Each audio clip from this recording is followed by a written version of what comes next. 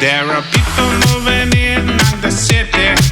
They try to bring us down. Hola a todos, bienvenidos a un nuevo episodio del podcast y el video stream de Seguridad de Azure. ¿Cómo estáis, chicos? Marcelo, Javier, Hola, ¿cómo hola. va todo? Muy bien, ¿qué tal? Todo bien. Esperando ya el veranito, que ya hace calor por aquí, en Madrid, por lo menos. Ya, qué suerte tenéis vosotros. Aquí en Reino Unido no tanto, pero bueno. Tampoco se está mal, ¿eh? 18 grados, no llueve tanto. No me Que luego el calor importaría, no me importaría. tampoco aprieta. Sí, la verdad, ¿eh? Pues nada, chicos, aquí estamos en otra sesión más. Como siempre os traemos novedades, bastantes cosas que han pasado. De la última vez que hablamos ha sido la conferencia RSA, ha sido también Build. Así que, como siempre, hay novedades. Hoy empieza Marcela, nos cuenta lo último en identidad.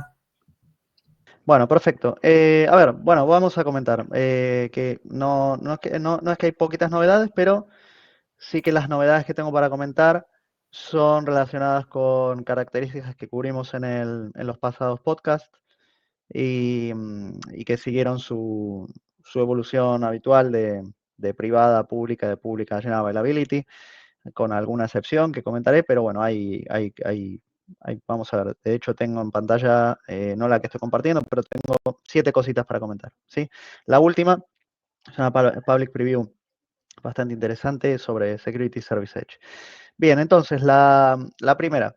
Yo creo que hace 2 podcasts atrás había comentado que teníamos en preview una característica que se llama el Policy Impact de Conditional Access, que es esto, ¿no? Que tenemos aquí.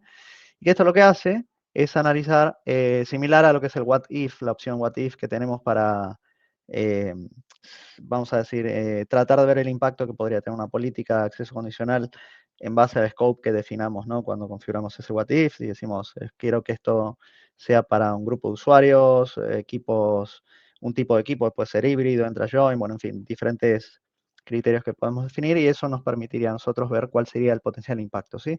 O qué pasaría si aplicamos esa política de acceso condicional. Bien, lo que habíamos comentado en su momento fue esto, ¿no? El Policy Impact, que lo que nos permite es también ir hacia atrás en el tiempo en términos de los eventos de signing y decir, quiero, por ejemplo, creo esta política de acceso condicional, que yo la tengo para el Internet Profile de Security Service Edge, y quiero ver qué pasaría, pero esta, vamos a decir, especie de simulación la voy a limitar con eventos de inicio de sesión pasados, ¿sí? Entonces, esto es más realístico porque al final, basado en los diferentes eventos de inicio de sesión con sus diferentes complejidades, mayor o menor complejidad o mayores o menores requerimientos en términos de seguridad, por ejemplo, yo podría hacer una simulación o tener una visión más precisa de lo que podría pasar cuando aplique esta política, ¿sí? Bien, entonces, esta característica siguió su camino normal, habitual, no, sin problemas, digamos, nada en especial, y ahora la tenemos en General Availability. En mi caso, por ejemplo, solo para contar un poco en términos de adopción, tengo 2 clientes que empezaron a probarla cuando estaba en preview, en private preview, de hecho, en transición entre private y public, así que bueno, y bien, el feedback fue positivo, ¿sí? Bien, la segunda que tenemos, que viene también lo mismo, ¿no? De sus fases anteriores, o sea que ya comentamos en 1 o 2 podcasts atrás.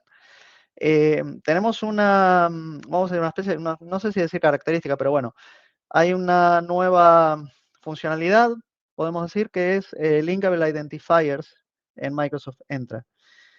¿Qué hace esto? Nosotros tenemos, digamos, esto va a ayudar a quien esté a cargo del análisis o a cargo de hacer la correlación entre eventos, inicio de sesión, tokens y demás, ¿sí? Al final, para el analista más bien. ¿Qué es lo que hace esto? A ver, nosotros aquí tenemos 2 tipos de identificadores. Tenemos el tipo de identificador del Session ID, eso ya existe, digamos, eso lo tenemos desde hace tiempo, mucho tiempo. Y ese Session ID está asociado a la sesión del usuario, de un usuario en particular, ¿sí? Es único. Por otro lado, ahora lo que tenemos también es un ID que está asociado al token emitido, ¿sí? Por ejemplo, un Access Token. Entonces, y hay claims también, ¿sí? Esto cuando compartimos después la grabación con los documentos, esto se verá, hay un documento que tiene una tabla, es bastante extenso todo esto, ¿no? Pero los tokens también pueden tener su identificador propio, entonces es aquí donde entra en juego esto que digo, ¿no? Podemos hacer una correlación de decir, este Session ID de este usuario, o este usuario cuando inició sesión se le emitió este ID token, tiene su token ID o su identifier, digamos, linkable identifier, el access token emitido también tiene su identificador, entonces podríamos empezar a hacer una correlación de todo esto, ¿sí? Para tener información al final más precisa en cuanto a ese tracking, ¿sí? Bueno, esto también lo tenemos en General Availability. La otra que tenemos, igual, ¿sí? Esto lo tengo un momento que lo tengo en External ID, que vamos a ver, vamos a ir quitando aquí esto. External Identities, tenemos la posibilidad en General Availability, digamos, por eso también es otra de las que ya comentamos, ¿sí? Tenemos la posibilidad de hacer, de configurar Apple como proveedor de identidad OpenID Connect, ¿sí? Esto ya lo comenté muchas veces, por eso no quiero ser reiterativo, pero solo para recordar.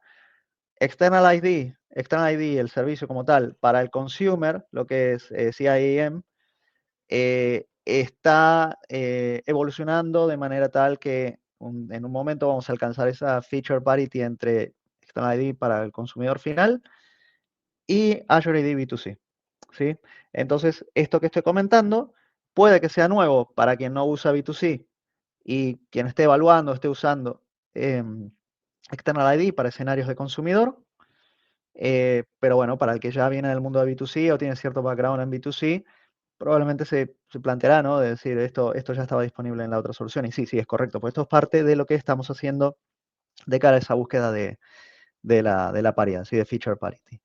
Otra que tenemos también relacionada, esto, vamos a ver, yo creo que lo teníamos aquí, sí, esto. Perdón. Esto que es la posibilidad de poder configurar proveedores de identidad de SAML o WSFed en External ID, también esto lo tenemos en General Availability también, ¿sí? ¿Qué significa esto? Y en el caso de Apple igual, ¿sí? O en cualquier otro proveedor de identidad externo que agreguemos en External ID. Esto significa que podríamos, un escenario bastante común, ¿no? Supongamos que tenemos ADFS o cualquier otra solución de federación que use SAML o WSFed, ¿sí? Y queremos, detrás de ese proveedor de identidad, detrás de ese servicio de federación, perdón, que puede tener como repositorio un Active Directory en premises, por ejemplo, ahí tenemos identidades. Esas identidades nosotros las queremos, supongamos que ese directorio representa identidades de una solución de consumer, ¿sí? Y las tenemos ahí. Bien, lo que podríamos hacer nosotros es agregar ese proveedor de identidad que use cualquiera de estos dos estándares en External ID y delegar la autenticación para, por ejemplo, un grupo de aplicaciones orientadas al consumidor final en esos proveedores de identidad. ¿Qué es lo que va a pasar? Y esto no es específico de estos dos estándares, sino que es en general para cualquier identidad externa. Vamos a delegar el proceso de autenticación en esa entidad externa. Si es la primera vez que inicia sesión un usuario, lo que se crearía es un objeto que hace referencia, digamos, un externo, un guest, que hace referencia a esa identidad, digamos, en origen, y sería el resultado de la creación de esto, o del inicio de sesión, o bueno, por previo registro, si es la primera vez que el usuario accede, sería la creación de ese objeto con, por ejemplo, propiedades, atributos y demás información le podemos pedir al usuario durante el registro, ¿sí? Ese primer inicio de sesión, porque eso también deriva en que podemos colectar información adicional y demás cosas, ¿sí? Que esto me lleva también a la tercera característica relacionada con External ID en General Availability, que es el uso de Custom Extensions, que es esto que tenemos en este Blade, ¿sí? Y este Custom Extensions lo que nos permite a nosotros es, y esto es en concepto similar a lo que vemos en Governance, en varias secciones de Identity Governance, por ejemplo, es el uso de nuestras extensiones para hacer trigger de estas.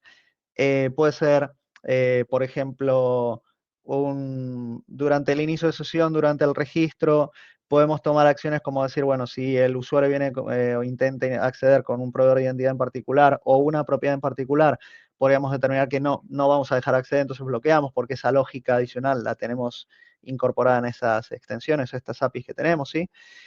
Bien, podemos hacer chequeos adicionales, transformaciones, en fin, aquí las posibilidades, esto como es un framework al final, Las posibilidades son muy amplias, ¿sí? Entonces, esto básicamente nos permitiría a nosotros extender el alcance o las capacidades que tenemos, o extender lo que es el alcance de las capacidades built-in o out of the box, como decimos, para incorporar nuestra lógica adicional, ¿sí? Es bastante común hacer esto, digamos, porque esto si bien es un framework abierto, flexible y demás, claro que hay casos de uso de eso más complejos que requieren también cierta personalización adicional, ¿sí? Así que bueno, esto lo tenemos en General Availability y esto ya lo teníamos disponible también desde hace tiempo en preview, ¿sí? Bien, y lo otro que tenemos, las dos últimas, esto ya pasamos a public previews, tenemos de Global Secure Access, Deployment Logs, ¿sí? Los Deployment Logs básicamente, bueno, esto siempre digo, ¿no? Es mi entorno de demo, no hay actividad reciente. Los Deployment Logs lo que van a hacer básicamente es dar visibilidad en cuanto a cambios de configuración. Por ejemplo, si configuramos un traffic profile, le hacemos cambios a ese traffic profile, creamos nuevos conectores para Private Access, cualquier configuración que hagamos en términos de deployment, de implementación de la solución, bueno, esos logs van a estar, esos eventos van a estar almacenados en lo que son los deployment logs, que ahora lo tenemos en public preview desde hace unas semanas, ¿sí? Así que bueno, lo mismo. Todo esto, por supuesto, exportable a una solución de CIEM, la que sea. Puede ser la nuestra como puede ser cualquier otra, ¿sí? Aquí no hay ningún tipo de restricción. Pero bueno, sí, tenemos esto, característica que ahora pasó recientemente a Public Preview. Y la última, que sí que, vamos a decir, yo que constantemente estoy hablando con clientes sobre Global Secure Access y, bueno, otras soluciones de Entra, pero particularmente en este caso, sobre Global Secure Access, tenemos la Public Preview de TLS Inspection para Internet Access en este caso, ¿sí? Me animo a decir que es una de las características que estaba en términos de demanda en el top, ¿sí? Top 5, vamos a decir. Bien, ya la tenemos disponible, esto, sí, y como digo, tenemos la documentación correspondiente para todo, sí, pero esto en el propio portal de Global Secure Access, y vamos a Secure, perdón, ahora sí, Secure, vamos a TLS Inspection Policies, aquí podemos crear nuestras políticas, ¿sí? A ver, aquí hay, vamos a decir, esto es TLS Inspection, el que está familiarizado con cómo funciona, lo que voy a decir no es nada nuevo, ¿sí? Pero aquí hay, vamos a decir, cuatro fases, ¿sí? Desencriptar, hacer inspección, aplicar las políticas que configuremos, ¿sí? En base a esa inspección que realizamos y posteriormente volver a encriptar, ¿sí? Así es como funciona TLS Inspection, el concepto de TLS Inspection en general, ¿sí? Agnóstico a cualquier solución, quiero decir. Ahora, es cierto que hay escenarios que pueden o no ser compatibles con esto. Hay escenarios en los que ese desencriptar y volver a encriptar puede que no sea compatible con el sistema o el endpoint en el que estamos intentando acceder, porque se puede detectar que se abrió, se desencriptó digamos, el tráfico, se volvió a encriptar, y eso, bueno, puede ser considerado como algo, digamos, no inseguro, pero como una potencial alerta, ¿sí? De que el tráfico, digamos, pudo haber sido alterado. Bueno, esto ya depende de cada sistema y hay veces que podríamos hacer, como tengo a modo de ejemplo, ¿no? Podríamos habilitar lo que es la inspección como tal en una política o el bypass, ¿sí? Habrá servicios que requerirán que hagamos bypass de cierto tráfico, ¿sí? Así que bueno, esto, como digo, TLS Inspection básico, lo que es la explicación que estoy dando es básico de TLS Inspection. Y bueno, esta es lo que es la preview actualmente, lo que tenemos, ¿sí? Ya se puede empezar, no hay que hacer whitelisting, no hay que pedir nada, como anteriormente varios clientes sí que estuvieron yendo a través de la comunidad de Entra Advisors, el Customer Connection Program, para poder trabajar mientras esto está en Private Preview con ingeniería. Bueno, esto ya no es necesario, dado que está en Public Preview, ¿sí? Así que bueno, estas son las 7 novedades que quería comentar y lógicamente luego vamos a compartir también los documentos públicos correspondientes. Fenomenal, Marcelo. Muchas gracias. Interesante la parte de inspección de TLS, ¿eh? Esto, Sí. ¿cuánta gente lo estaba pidiendo? Sí. Un poquito. Genial verlo ya ahí, por fin. Pues nada, con esto pasamos al siguiente tema. es Javier. ¿Nos cuentas qué hay de nuevo en Sentinel, XDR, Venga. la integración? Vamos al lío. Ya veis mi pantalla, ¿no? Sí. Sí, Estupendo. Quería comentar dos cositas, ¿vale? Lo primero es que en el portal de Defender ya tenemos una nueva sección, un nuevo lugar en el portal donde podemos ver todas las diferentes reglas que hemos creado. Ya sean reglas que hemos creado en Sentinel, las que conocéis como Analytics Rules, ¿vale? O las reglas que hay en Defender, que son las Custom Detection Rules. Como sabéis, esto es parte de la unificación que estamos haciendo entre la parte de Sentinel y Defender. Y como podéis ver aquí, tenemos una única lista, un único lugar en el que podemos ver tanto Analytic Rules, como podéis ver en esta columna de Rule Type, como Custom Detection Rules. ¿Vale? Eso nos permite en cualquier momento seleccionar una de ellas, editarla y acceder al wizard que nos permite modificar esa regla. Si es una Analytic Rule y le damos a editar, saldrá un wizard. Si le damos, si es una Custom Detection Rule, como veis, esta es una Analytic Rule, y le doy aquí a cargar y a modificar, me aparece lo que es el wizard de una Analytic Rule normal y corriente, ¿vale? Con todas sus posibilidades, el Entity Mapping, el tema de las Custom Details, etcétera, etcétera, ¿vale? Como veis aquí. Si le doy a una Custom Detection Rule, también me va a permitir hacer esa edición, pero es importante aquí que veáis que hay una serie de diferencias que estamos trayendo a la parte de Custom Detections. Vais a ver que ahora ya se pueden hacer una serie de cosas que antes no se podían hacer, porque estamos mejorando esas Custom Detection Rules para que sean más potentes, ¿vale? Lo primero que veis aquí os va a llamar la atención es el tema de la frecuencia. Hasta ahora solo podíamos ponerle que se ejecute la regla cada hora, cada 3 horas, 12 horas o cada día. Ahora tenemos una opción de custom, ¿vale? Para poder decir exactamente qué es lo que quiero hacer en términos de scheduling, en términos de cuándo quiero que esa regla se ejecute. Podemos decirle, por ejemplo, como veis aquí, que se ejecute cada 5 minutos. Esto no era posible anteriormente con una Custom Detection Rule y ahora podemos hacerlo y tenemos la flexibilidad de decirle cada 6 o cada 7 o lo que sea, ¿vale?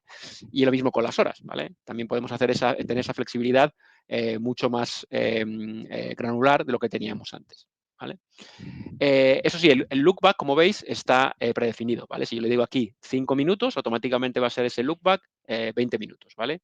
Si le digo 10, automáticamente se va a ajustar a 4 veces ese rango de tiempo que he elegido en la frecuencia de ejecución, ¿vale?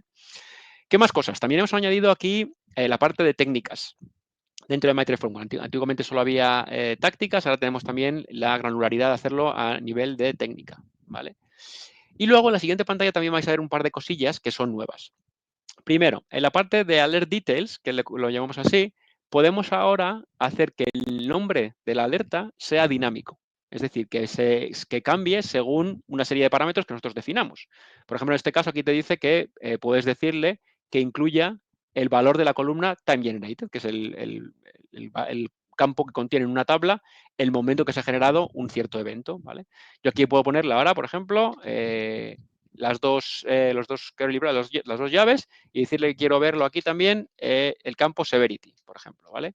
Y ese campo me va a... Bueno, en este caso no existe ese campo, por eso me da este error, pero yo puedo decirle que dependiendo del campo que yo referencia aquí, ese título de la alerta cambia, ¿vale? Con lo cual, bastante útil para poder hacer ese título de la alerta dinámico. También veréis que hemos aumentado los tipos de entities, de entidades que podemos mapear a una determinada regla, ¿vale? Podéis ver que este menú se ha ido aumentando también en la parte de evidencia, no solo en la parte de assets impactados, sino también de evidencia.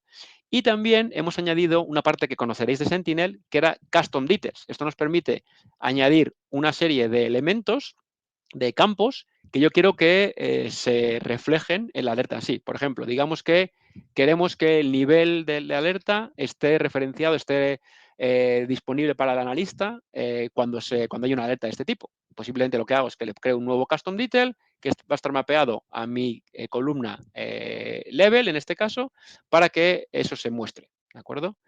Luego también veréis, bueno, en este caso vamos a eliminar esto. También veréis que en la parte de Automated Actions, perdona que aquí tengo un par de errores, como está probando cosas, ¿vale? Y aquí también, ¿vale? Aquí podemos también, en la parte de automatizaciones, lo típico que podíamos hacer antes era ofrecer una serie de automatizaciones dependiendo del tipo de entidad, devices, ficheros, usuarios, etcétera. Y aquí también tenemos ahora la posibilidad de mapear con Automation Rules o la posibilidad de ver qué Automation Rules aplicarían a esta regla que yo estoy creando, ¿vale? Como veis, una serie de capacidades que estamos añadiendo a la parte de Custom Detections que eran posibles en Analytic Rules, pero que no son posibles a día de hoy, no eran posibles a día de hoy en Custom Detections, ¿vale? Esto lo veréis en Public Preview, todas estas capacidades en breve, ¿vale? Luego quería enseñaros otra cosita más, que es la parte más avanzada que hemos ido mejorando en SOC Optimization, ¿vale? SOC Optimization es esa capacidad que yo creo que os he enseñado alguna vez, en la que podemos ver una serie de recomendaciones en las que Defender nos sugiere mejoras que podemos hacer. Y hay dos tipos fundamentalmente de recomendaciones o optimizaciones, que son la optimización a nivel del valor que le saco al dato, es decir, cuánto estoy aprovechando yo ese dato que estoy ingestando ya en Sentinel, o una serie de recomendaciones para cómo mejorar mi cobertura frente a las amenazas, ¿vale? Los de datos, creo que los he enseñado alguna vez, así que no voy a detenerme mucho. Básicamente te dicen, oye, tienes una tabla que estás ingestando y ahora mismo esa tabla no me está dando ningún beneficio, ¿vale? No te está dando ningún beneficio, con lo cual ya puedes pasarla a otra capa, ¿vale? Otra capa de almacenamiento más barata, o tienes la posibilidad de que nosotros te sugiramos una serie de reglas que puedes aplicarle a esos reglas de detección, que puedes aplicarle a esos logs, con lo cual vas a sacarle partido a ese log que estás ya ingestando, ¿vale? Aquí veréis que hay un tipo nuevo ya. Es este que se llama Configure Data Ingestion. ¿Qué me dice? Me dice, oye, tienes esta tabla de logins interactivos de Azure Active Directory, de Entra ID, y me dice que hay una columna que se llama Conditional Access Policies, ¿vale? Que en esa tabla, que no sé, que es muy grande esa columna y que no le estoy sacando partido con ninguna de mis reglas, con lo cual me sugiere que lo que haga es quitarle o hacer filtrar esa columna con esta nueva transformación para que esa columna no se vea ingestada en el futuro y, por lo tanto, ahorre esos costes que vienen asociados a esa columna en concreto, ¿vale? Esa es una novedad. Voy a pasarme ahora a la parte de cobertura para que os enseñe otra serie de novedades que son importantes. Voy a mirar aquí me gusta, que es el de ransomware, de Human Operator Ransomware, y hay una serie de cosas que aquí han cambiado. Esto es lo que teníamos hasta ahora, nos decía, oye, esta es la detección que tienes actualmente y esto es cómo puedes mejorarlo, ¿vale? Con una serie de recomendaciones que tenemos en Content Hub, nuevo contenido que hay en Content Hub, pero ahora también me da la posibilidad de verlo a nivel de productos. Oye, mira, esto es lo que tienes actualmente, productos activos en azul, el estado de la cobertura recomendado y cuáles productos tú no tienes, en este caso Defender for Identity, como podéis ver ahí en la pantallita, me dice que en productos inactivos Microsoft Defender for Identity, que me pueden aumentar, me pueden mejorar mi cobertura si incluyo, si compro ese producto de Defender, ¿vale? Puedo verlo de esto de varias maneras. Puedo ver directamente, puedo irme ese escenario de amenazas que es Human Operator Ransomware y lo puedo ver de manera completa. Vamos para allá. Y aquí me va a decir cómo cada producto de la suite de Defender, incluyendo Sentinel, me protege contra este tipo de ataque, ¿vale? Con lo cual me da una visibilidad súper buena de, oye, mira, tienes Defender for Identity, no lo tengo en mi caso porque no está cubierto, no lo tengo, y vienen en ese producto, vienen 25 detecciones y una respuesta posible que me podrían cubrir contra este tipo de ataque, ¿vale? En Sentinel tengo 64 detecciones, algunas las tengo, otras no, porque se me dice que estoy parcialmente cubierto, y Defender for Endpoint lo tengo de manera completa y me dice ahí que tengo 6 detecciones que están activas, ¿vale?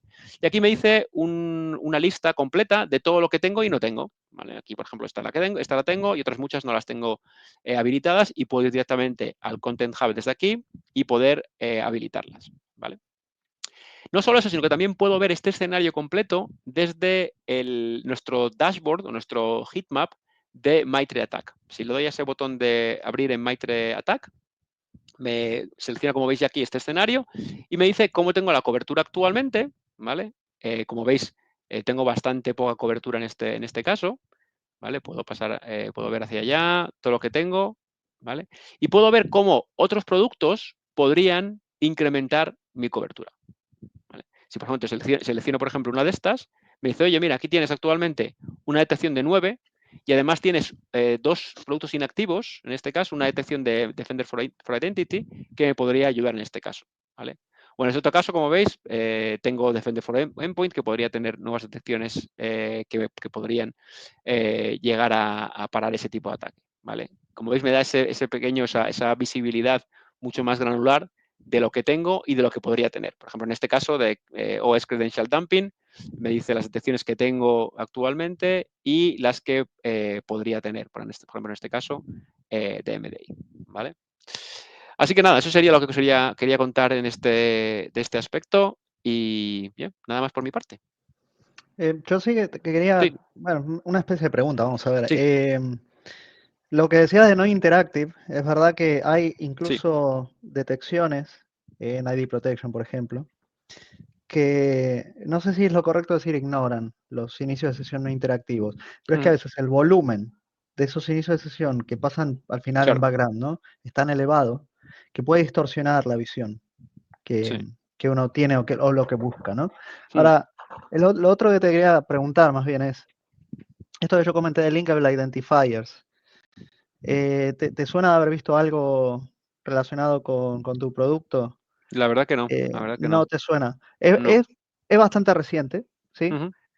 Pero no, era solo por curiosidad, para ver si había algo ya Mm. que tengamos medio ahí preparado Mm. como para habilitar y que ya te haga la correlación y todo. Mm. Hay cosas, pero quiero decir, no sé Mm. si tenías algo más concreto. La verdad Nada, que es no, solo eso. y sobre todo el tema este de non-interactive user signings, aquí claro, el tema es que puede que entra, sí que se beneficie, sí que haga uso de este campo en Identity Protection, en la parte de Identity Ujú, Protection o en otras partes de Entra, pero claro, en Sentinel no tenemos nosotros ninguna regla que haga uso de ese campo. Y como el ujú, consumo de almacenamiento es alto, se le recomienda o se le sugiere al cliente hacer ese filtrado de sí, ese dato.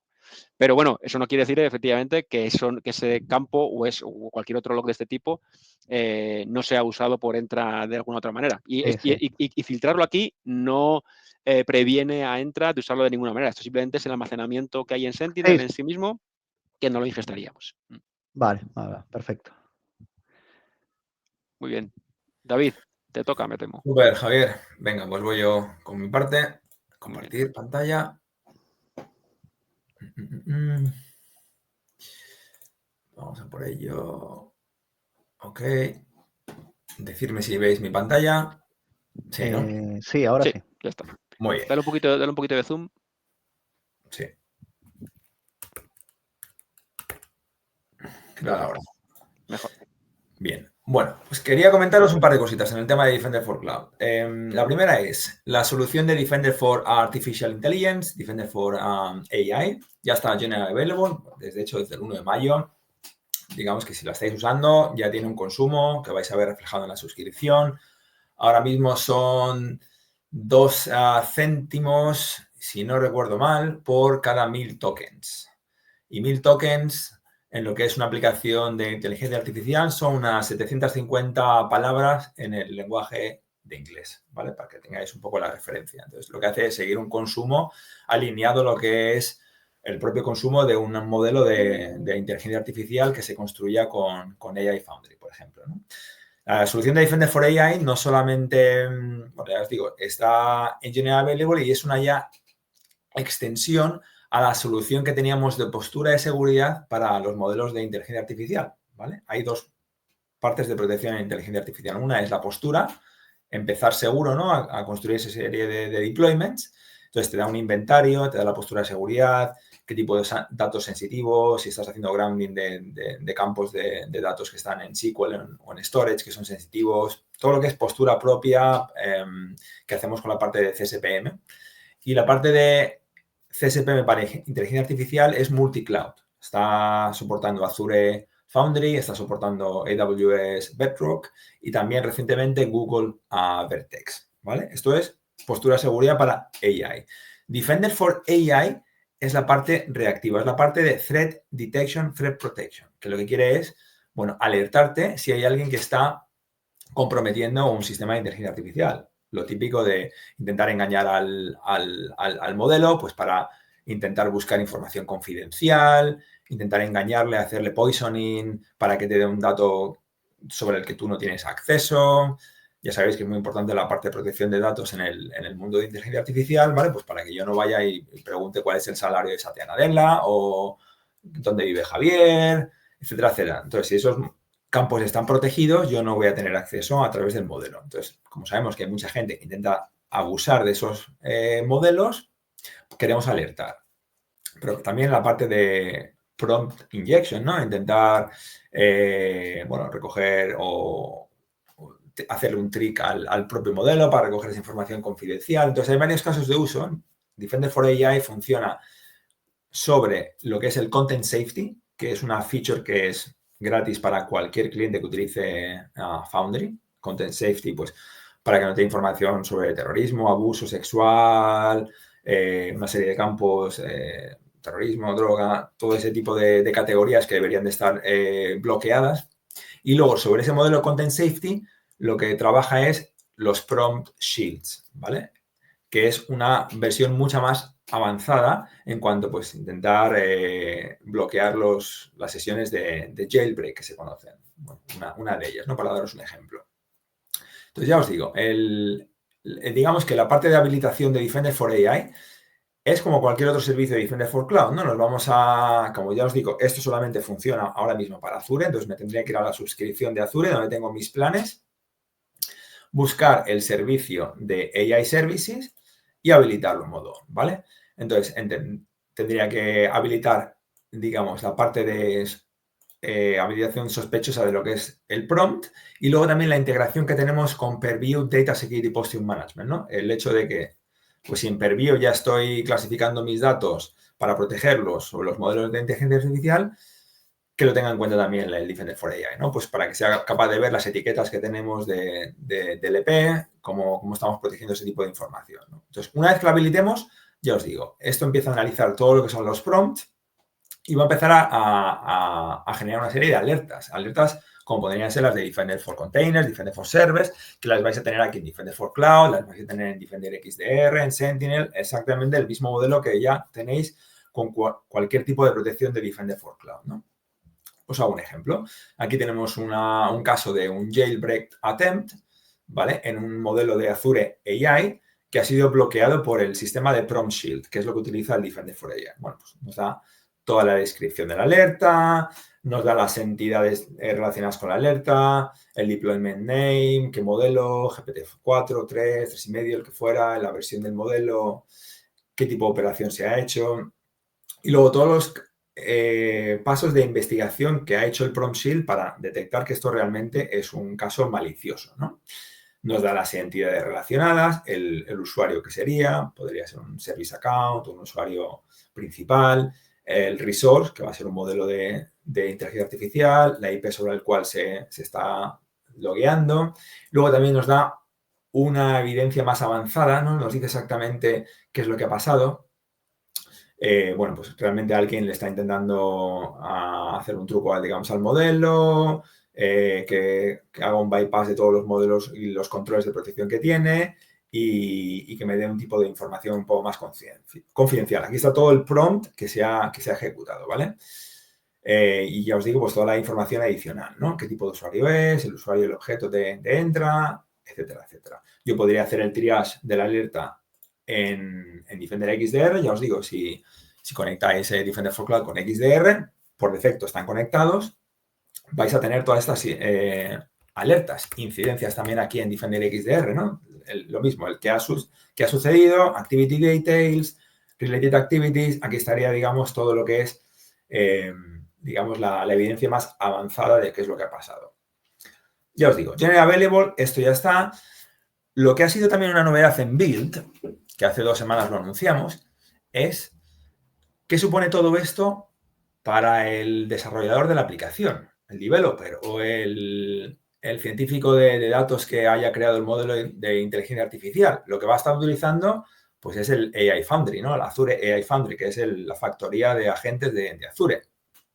¿Sabéis quién hizo esta demo hace 2 semanas en Build? ¿Se os ocurre qué persona podría ser que hizo la demo? ¿Satya Nadella? Satya Nadella. Muy bueno, muy bueno.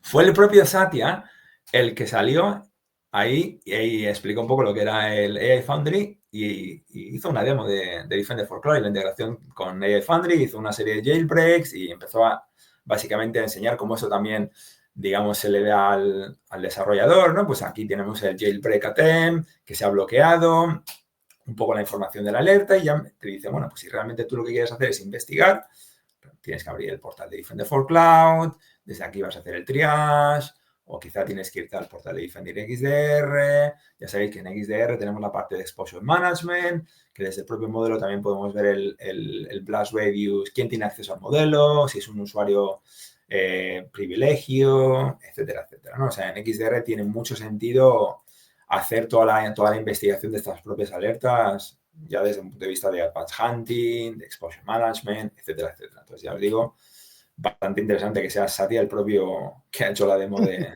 Defender y AI Foundry. Ya no tengo Te iba a decir, si no era John Saville, que también es otro También. conocido. Pero fue el primer nombre que se me ocurrió, pero dije, no sé si estuvo en Build.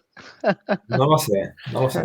Vamos, ya pondré el link para que veáis la demo de Satya, que es bastante bueno, interesante.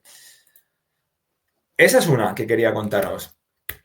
Otra gran novedad que ha salido ahora en mayo, durante Build, bueno, justo la semana pasada. Como sabéis, la parte de protección de las repos del código, ahora hablamos de un poco del entorno developer, cómo protegemos las repos, las pipelines, cómo traer toda esa información, si estábamos haciendo escaneo de código, escaneo de secretos, escaneo de plantillas de infraestructura, volcar toda esta información al Defender.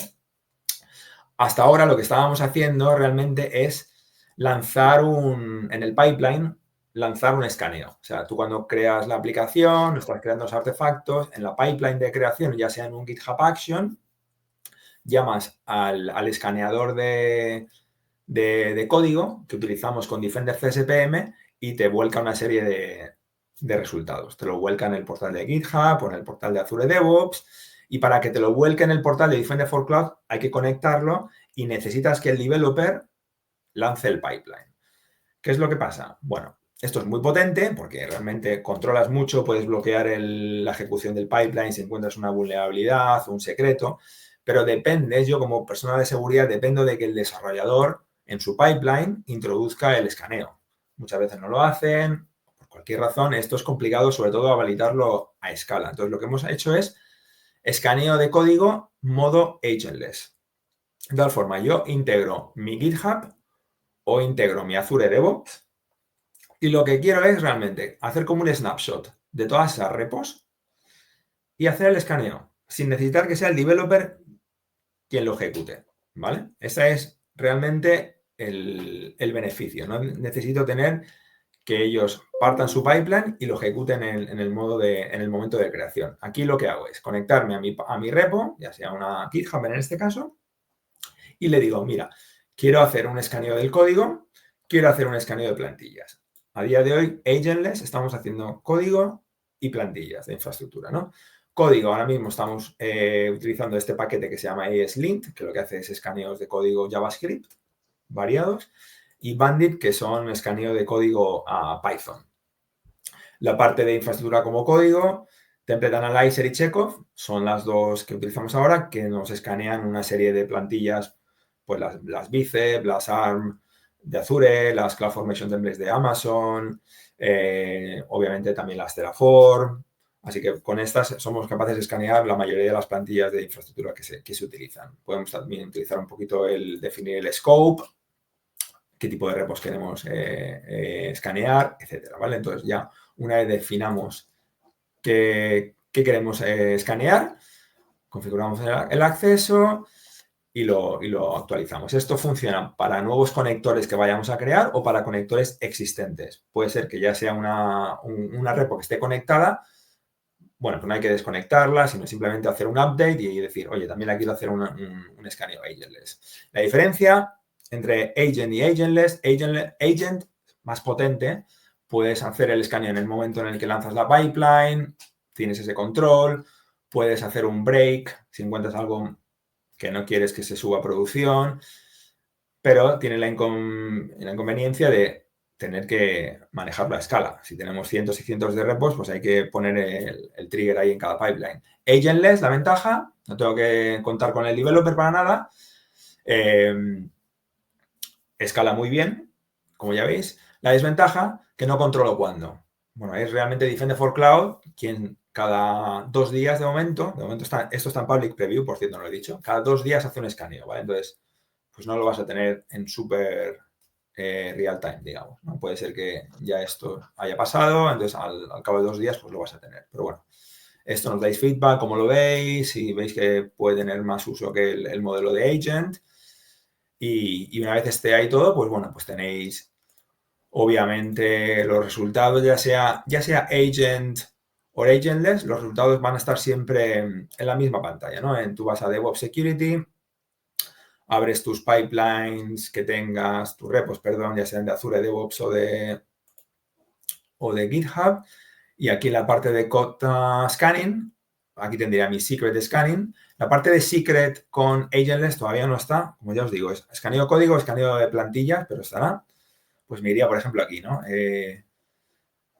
Mis plantillas de infraestructura como código, hay que resolver todas estas incidencias, ¿no? Bueno, severidades, ¿no? Pues alguien que haya creado una storage account sin algún setting específico de private endpoints o soft delete, etcétera, etcétera. Entonces, aquí te dice exactamente qué tool está utilizando, ¿no? Que ya os decía, utiliza Checkov, utiliza Template Analyzer, utiliza para Python, utiliza otras cosas y tal. Pues ahí veis exactamente cuál. Y también podéis desde aquí saltar al fichero, digamos, afectado o a la repo en Azure DevOps o en GitHub. Así que estas son las 2 grandes cosas que quería comentaros. Hay otras novedades también en Defender for Cloud, la parte de customización de malware scan en Defender for Storage, y hay una serie de filtros para hacer un poco, si queréis customizar un poco qué queréis escanear, el por qué.